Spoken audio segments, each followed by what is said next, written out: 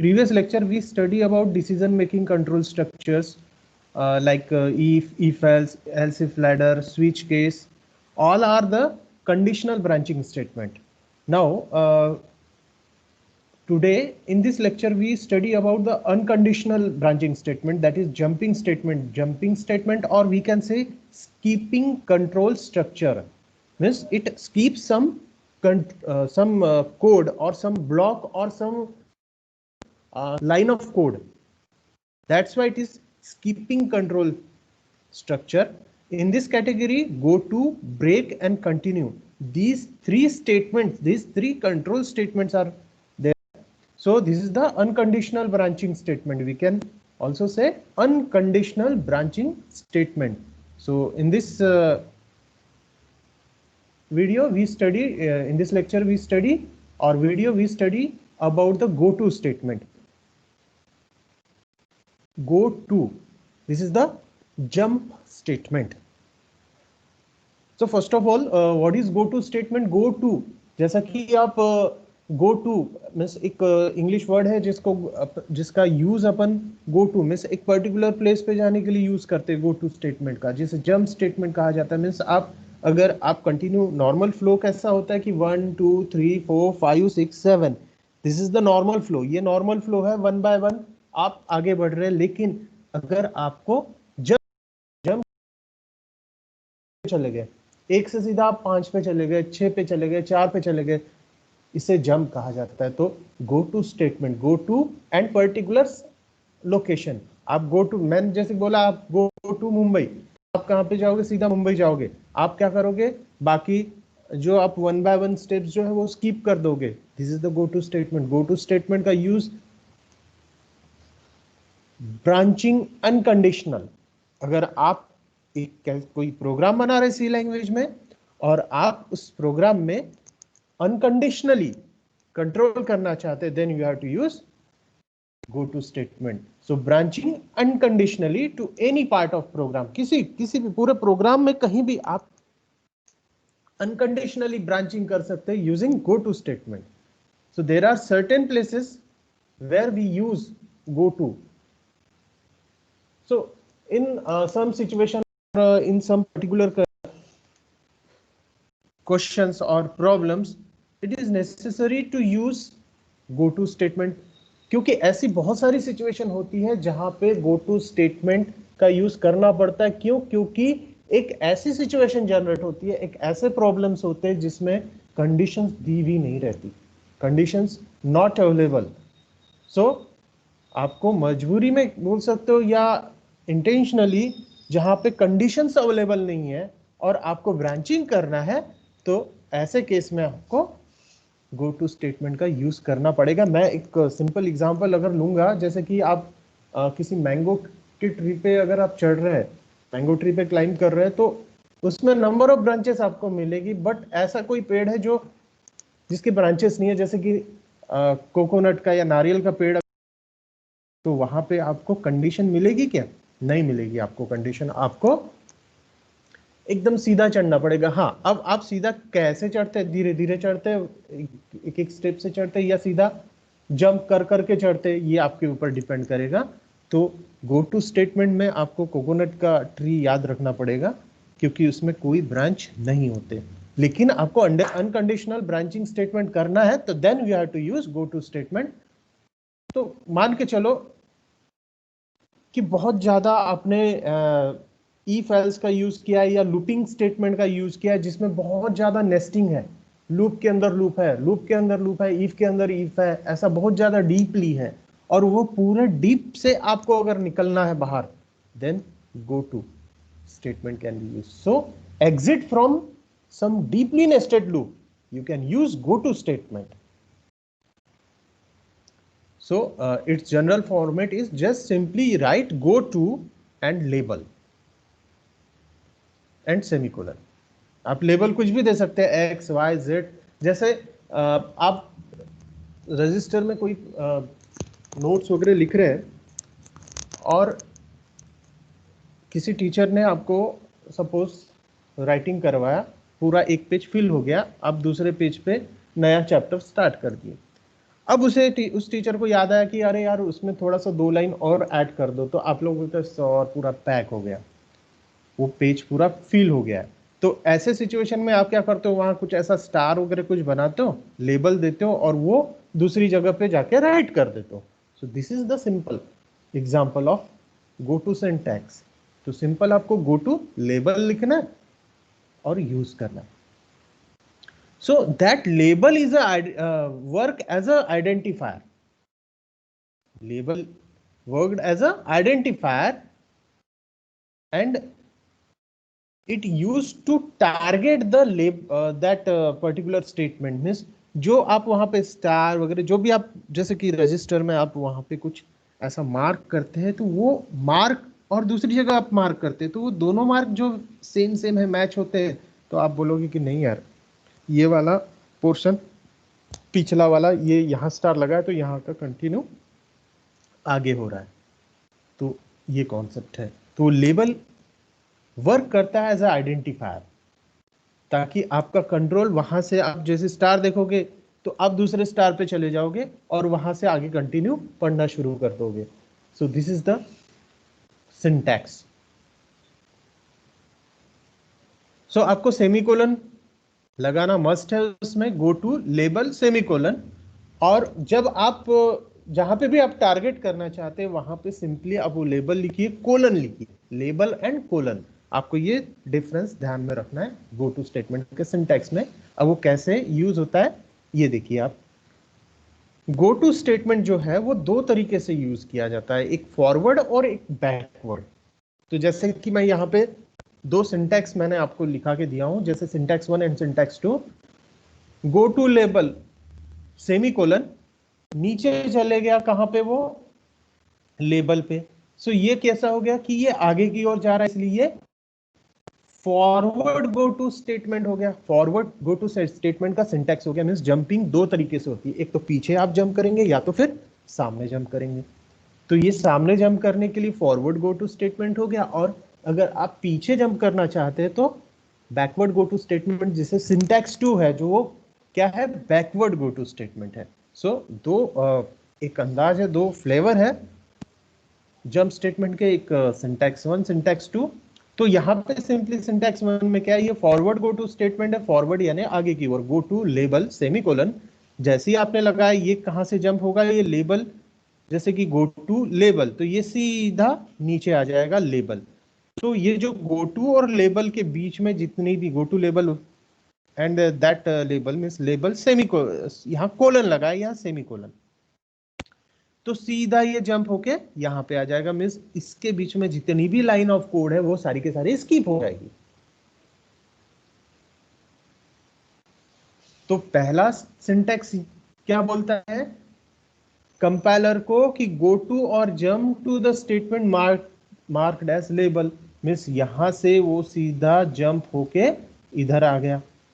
तो लेबल क्या है, एक यूजर डिफाइंड आइडेंटिफायर है, मींस आप अपने चॉइस के हिसाब से लेबल दे सकते हैं आप, लेकिन वो अल्फाबेट हो तो ज्यादा बेटर है। आप ए दे दीजिए, बी दे दीजिए, सी दे दीजिए, 20 दे दीजिए, 30, मींस आइडेंटिफायर्स का रूल फॉलो होना चाहिए।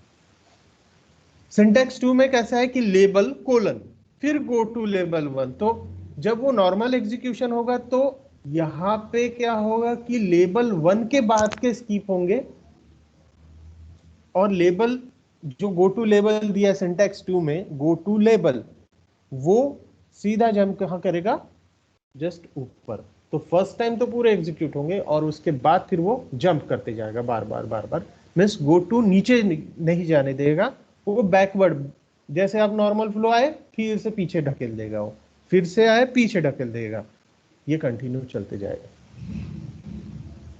तो जनरली लेबल जो सोर्स और डेस्टिनेशन 2 चीज होती है। तो सोर्स में आप गो टू लेबल लिखेंगे, सेमीकोलन देंगे, और जो डेस्टिनेशन होगा यहाँ पे जहां पे आपको जंप करवाना है वहां पे सिंपली आप लेबल और कोलन का सिंबल यूज करोगे। सो दिस इज द फ्लो। जैसे कि अपन स्टार्ट करते हैं जंपिंग स्टेटमेंट, गो टू, जैसे कि लेबल 1 है, लेबल 2 है, लेबल 3 है, आपने वहां कंडीशन दे दी, स्टार्ट किए, गो टू लेवल 3, तो सीधा कौन से लेवल पे जाएगा? स्टेटमेंट 1 के बाद सीधा लेवल 3 पे जाएगा, स्टेटमेंट 3 पे जाएगा, लेवल 2 इसको स्कीप कर देगा। तो ये जंपिंग, इसीलिए इसको जंपिंग स्टेटमेंट कहते हैं, because it keep some part of the or line of the code in the whole program. एक पूरे प्रोग्राम में, सी लैंग्वेज के प्रोग्राम में अगर आप गो टू और लेबल का यूज करते हैं तो वो पर्टिकुलर एक पार्ट को या पर्टिकुलर लाइंस को क्या करता है? स्कीप कर देता है, उसको एग्जीक्यूट ही नहीं होने देता, इसलिए इसको जंपिंग स्टेटमेंट कहा जाता है। तो ये बैकवर्ड या फॉरवर्ड, ऐसे दो तरीकों से आप क्या कर सकते हैं? गो टू स्टेटमेंट का यूज कर सकते हैं। जैसा कि यहाँ पे एक फ्लो देखिए, नॉर्मल फ्लो स्टार्ट किया अपन ने, this is the flow chart of go to statement. Label 1 एक एग्जांपल है ये, label 1 statement 1, then first of all it starts, then level 1 will, that is statement 1 will executed, and then cursor goes to go condition, that is go to label 3, but this is not a condition, this is an unconditional statement, go to label 3. So cursor goes to the label 3, that is statement 3 will executed, and the that is statement 2 is skipped. So this is the forward go to statement. So there are some disadvantage of go to statement. Generally जो expert programmers हैं उनका कहना है कि आप go to statement हो सके तो अवॉइड कीजिए, बहुत ज्यादा यूज नहीं करना है। जैसे कि ऑलरेडी कहा गया है कि एलसीफ लैडर में बहुत सारे एलसीफ आ रहे हैं, तो आप बेटर है कि आप स्विच स्टेटमेंट का यूज किए। क्यों ऐसा कहा जाता है? क्योंकि complexity, because reason behind that, the complexity of the program, because if complexity increases then debugging is difficult. अगर complexity बढ़ती है आपके सी के प्रोग्राम की, डिफिकल्टी बढ़ते जाएगी। जैसे कि आप बहुत ज्यादा ऐसा मिक्सअप करते हैं, जैसे कि आपने क्या किया, आपके पास आपके टोटल 6 पेपर्स होते हैं, जैसे कि आप जैसे CS ग्रुप के हैं आप, तो CS में कंप्यूटर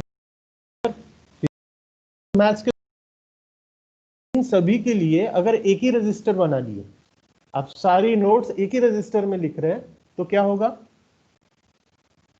एक पहला पेज आपने CS का पेपर 1 लिखे, जैसे कि पहले कॉलेजेस में जो जाते थे लोग, तो एक रजिस्टर पकड़ लिए और उसको रजिस्टर को फोल्ड करके खड्डे में, हार्ड वाला नहीं, जो खड्डे वाले रजिस्टर आते बड़े, वो नहीं, एक नॉर्मल जिसको आप राउंड कर सकते हैं, मीन्स उसकी पुंगली बना सकते हैं।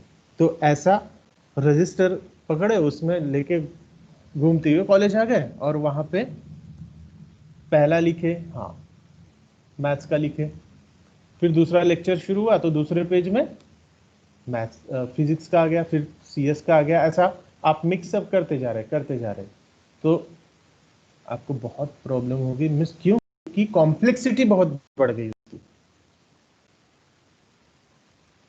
So the use of go to statement is highly discouraged, बहुत ज्यादा डिस्करेज होता है, because program logic very complex, program का लॉजिक और कॉम्प्लेक्स होते जाएगा, जैसा कि मैंने अभी जो कहा आपसे। Use of go to makes the task of analyzing and verifying the correctness of program is very difficult। बहुत बड़ी बात है कि आप जब go to statement यूज करते हैं तो आपका एनालाइजेशन, उसका वेरिफिकेशन, डीबगिंग, पर्टिकुलर स्टेप्स को ऐड करना या उसमें फिर उसको जोड़ना, ये बहुत ज्यादा कॉम्प्लेक्स होता है। जब आपको कोई पर्टिकुलर स्टेप्स को स्कीप करना ही है तो आप उनको लिखोगे क्यों? ये क्वेश्चन आ जाता है। मीन्स आप जब गोटू का यूज करते हैं तो बहुत ज्यादा कंफ्यूजन क्रिएट होते हैं, फिर उसको एनालाइज करना और वेरीफाई करना बहुत ज्यादा कॉम्प्लिकेटेड हो जाता है, इसलिए गो टू स्टेटमेंट का यूज ना करें तो ज्यादा अच्छा है। बट कुछ ऐसी सिचुएशंस रहती है जहां पे आपको मजबूरन गो टू स्टेटमेंट का यूज करना ही पड़ता है, तो फिर गो टू का यूज नहीं करेंगे तो क्या करेंगे? तो गो टू का यूज अगर आप नहीं करते तो उसके लिए ऑल्टरनेटिव्स अवेलेबल है कि आप गो टू को अवॉइड करने के लिए कहा जा रहा है। प्रोग्रामर्स बोलते हैं कि आप गो टू यूज मत करो, बहुत रेयर सिचुएशन में बहुत मजबूरी है तो ही यूज करो, तो ऐसे फिर आप यूज क्या करोगे, तो स्कीप करना ही है अगर आपको, then simply you have to use break and continue statement. एक बहुत सिंपल स्टेटमेंट्स है ब्रेक और continue. Again this is the control statement, unconditional है ये, लेकिन इनका असर बहुत सिंपल है, मीन्स यूज करना बहुत सिंपल है, उसको एक्सेस करना बहुत सिंपल है। सो जैसा कि अपन हर एक चीज का ऑल्टरनेटिव है, जैसे कि एलसिफ लैडर का ऑल्टरनेटिव आप यूज कर रहे कौन सा, स्विच केस, वैसा ही गो टू का ऑल्टरनेटिव आप ब्रेक या कंटिन्यू से भी कर सकते हैं। अब देखो रीजन क्या है उसके, क्यों गो टू को अवॉइड किया जाता है। तो जनरली कैसा है कि जैसे कि आप एक आपका कोड कैसा बगी हो जाता है, बगी कोड बोला जाता है। बगी कोड मतलब एरर, एरर वाला कोड। दो टाइप के कोड होते हैं, एक एररलेस और एक एररफुल।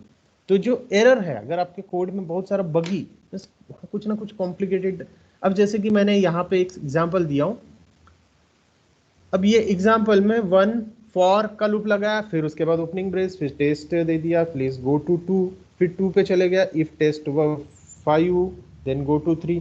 आपको समझ में आ रहा है क्या, बहुत कंफ्यूजन क्रिएट कर रहा है। तो this is the example of buggy code, means hard, means hard to understand, समझने के लिए प्रॉब्लम क्रिएट करता है। अच्छा, सबसे बड़ा रीजन है गोटू को अवॉइड करने का, जो सभी लोग बोलते हैं ना कि गोटू मत यूज करो, मत यूज करो प्रोग्रामर्स, सबसे बड़ा रीजन ये है कि अगर आप बहुत ज्यादा एक्सपर्ट प्रोग्रामर नहीं है, देन सबसे बड़ा उसका आप बोल सकते डर जो है, बैड स्टफ जो कहा जाता है, वो है jump out of the scope. और एक बार आपका प्रोग्राम आउट ऑफ स्कोप अगर चला जाता है तो क्या होगा, आउट ऑफ स्कोप के कंडीशन में आपको प्रोग्राम को एबनॉर्मली टर्मिनेट करना पड़ेगा, तब जाके वो रुकेगा।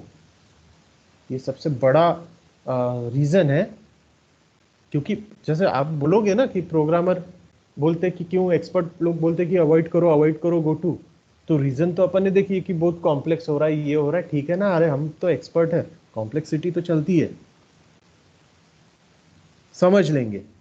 लेकिन उसका रीजन ये है क्यों नहीं बोला जाता, आउट ऑफ स्कोप के कारण। और एक बार आउट ऑफ स्कोप हो गया मतलब कैसा हो गया, आउट ऑफ स्कोप का मैं आपको डिटेल बताता हूं। जैसे आपने एक प्रोग्राम बनाया, अब वो प्रोग्राम में आपने लूप या गोटू का यूज किया, आपने ऐसा प्रोग्राम बनाया कि किसी का नाम 5 बार रिपीट करना है आपने को, मीन्स 5 बार वो प्रिंट होगा। अब गोटू अगर आउट ऑफ स्कोप हो गया, मीन्स आपने प्रॉपर कंडीशंस वगैरह यूज नहीं की, प्रॉपर लेबलिंग वगैरह यूज नहीं की, लेबल कहीं दूसरी जगह आपने यूज कर दिए, जैसे कि फॉर के ऊपर लगा दिया आपने लेबल, तो क्या होगा कि वो लूप कंटिन्यू घूमते रहेगा, चलते रहेगा, जो 5 बार प्रिंट होने के बजाय वो इनफाइनाइट हो जाएगा। और इनफाइनाइट अगर हो गया तो आपको ब्रेक करना ही पड़ेगा, मीन्स कंट्रोल अल्टर डिलीट लगा के उस प्रोग्राम को स्टॉप करना पड़ेगा। और ऐसे केस में उसका जो आपने जितना भी नॉर्मल एग्जीक्यूशन किया है वो सब सारा वेस्ट हो जाए। बट कुछ केस में गोटू का यूज कर सकते हैं,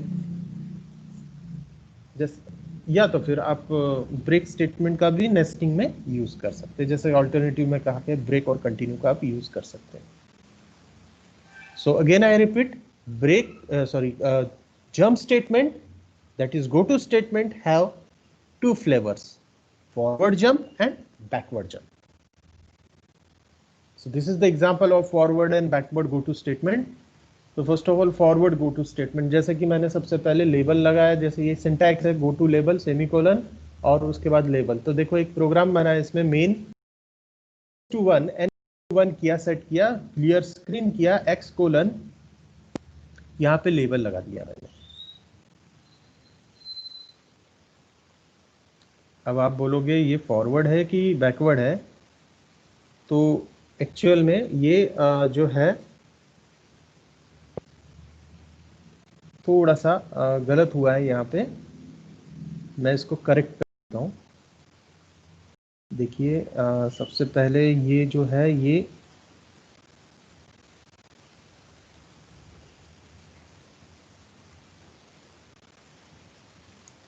सिंटैक्स तो ठीक है,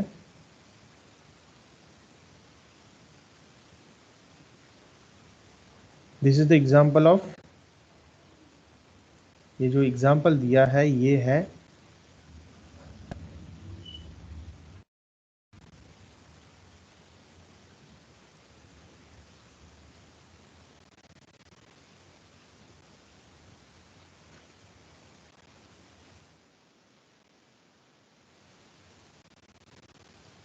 बैकवर्ड गो टू का है, और ये है एग्जांपल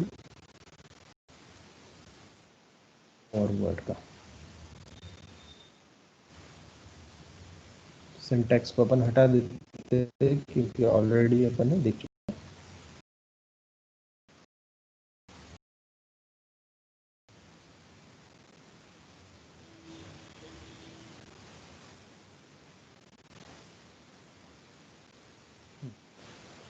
नो, पहला बैकवर्ड गो टू और दूसरा है फॉरवर्ड गो टू। तो पहला एग्जांपल देखिए आप, सबसे पहले बैकवर्ड गो टू का देते हैं। Main int n equals to 1, set की अपन ने n की वैल्यू 1, CLR क्लियर स्क्रीन किए, मॉनिटर पे जो स्क्रीन शो हो रही है वो उसका बफर क्लीन कर देगा। x colon print f percent D n, x colon है कुछ भी नहीं करेगा, नॉर्मल फ्लो अपन एग्जीक्यूशन अगर इसको ट्रेस करते हैं तो सबसे पहले एन की वैल्यू सेट होगी, फिर क्लियर स्क्रीन हुआ, फिर उसके बाद एक्स कोलन कोई एक्शन परफॉर्म नहीं होगी, देन उसके बाद print percent D n, n की वैल्यू कितनी है 1, तो आउटपुट सबसे पहला आएगा 1। If n less than equals to 10, condition क्या होगी, ट्रू होगी, n की वैल्यू 1 है, 1 less than equals to 10, condition true, condition true होगी तो n की वैल्यू n इफ के अंदर चले गया, n is equal to n plus 1, n is equal to n plus 1, n की वैल्यू कितनी है 1, 1 प्लस 1 2, n की वैल्यू हो जाएगी 2, तो सीधा कहां जाएगा, go to x, go to x गया तो सीधा वो चले गया बैकवर्ड, पीछे की ओर जंप कर दिया उसने, जंप किया, यहां पे x कोलन आ गया, फिर से print f percent D N, तो अब यहां पे n की वैल्यू 2 हो चुकी है तो 2 प्रिंट करेगा, पहले 1 किया था अब 2 प्रिंट किया, फिर से if 2 less than equals to 10, condition again true, then n equals to 2 plus 1, अब हो जाएगा n की वैल्यू 3 हो जाएगी, go to x, सीधा फिर से बैकवर्ड चले गया और उसने x कोलन पे चले गया, फिर उसके बाद percent d comma n, n की वैल्यू अब 3 हो चुकी है, प्रिंट करेगा 3, फिर 3 less than equals to 10, again condition true होगी, so this process continue up to suppose 9 तक पहुंच गया अपन, फिर उसके बाद n is equal to 9 plus 1 10 हो गया, फिर से अब गया, अब क्या होगा, परसेंट डी एन, एन की वैल्यू 10, 10 प्रिंट करेगा, फिर 10 less than equals to 10, condition true हो गई, अब क्या करेगा, फिर से 10 plus 1 11, go to x, x पीछे चले गया, प्रिंट एफ n, n की वैल्यू अब कितनी है 11, 11 प्रिंट करेगा, फिर उसके बाद 11 less than equals to 10, condition false हो गई, सीधा बाहर गेट ch पे आ जाएगा, रिटर्न हो जाएगा। तो इस प्रोग्राम का आउटपुट 1 2 3 4 5 6 7 8 9 10 11, 1 से लेके 11 तक यह आउटपुट जनरेट करेगा बैकवर्ड गो टू स्टेटमेंट में। अब मैं फॉरवर्ड गो टू स्टेटमेंट का एग्जांपल लेता हूं, n equals to 10, CLR clear screen करेगा, print f percent D N, तो n की वैल्यू 10 है तो पहला आउटपुट आएगा 10, फिर ये गो टू x सेमीकोलन है तो सीधा जंप करके कहां जाएगा, x कोलन पे, यानी x कोलन के बाद के स्टेटमेंट एग्जीक्यूट होंगे तो print f percent D n minus 1, n की वैल्यू 10 थी तो 10 माइनस 1 9, तो इसका आउटपुट इस पूरे प्रोग्राम का आएगा 10 और 9, तो इसने स्कीप कौन सी स्टेप किया, printf %d n+2 की स्टेप को स्किप कर दिया। क्यों? क्योंकि आगे की ओर जंप हो गया। और यहां पे इसने क्या किया, जो बैकवर्ड गो टू में 1 से लेके 11 तक प्रिंट किया, और ये क्या करता था कि पीछे की ओर जंप करवाता था। So this is the example of backward go to and forward go to statement.